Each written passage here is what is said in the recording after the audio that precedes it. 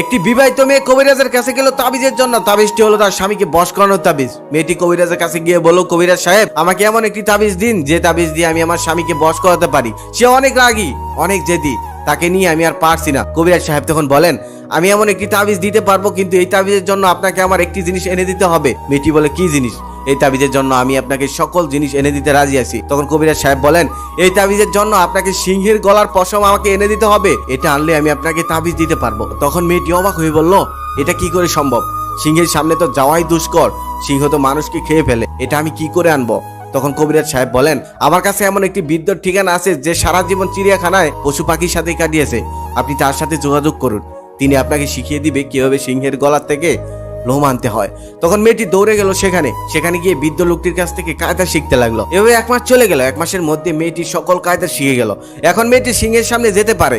সিংহ মেয়েটিকে কিছুই বলে না, কারণ মেয়েটি সিংহকে বশে আনার কায়দা শিখে গেছে। তারপর সুযোগ বুঝে একটি লোম নিয়ে সে দৌড়ে গেল সেই কবিরাজের কাছে। কবিরাজ সাহেব তখন বলল, এটা কি করে সম্ভব? সিংহের সামনে তো সাধারণ মানুষ যেতেই পারে না, আপনি কি করে আনলেন এই লোম? তখন মেয়েটি বলল, এটা শিখতে আমার 1 মাস সময় লেগেছে, এমনকি অনেক কষ্টও করতে হয়েছে। অনেক কষ্টের পর আমি সিংহকে পোষ মানিয়ে নিয়েছি।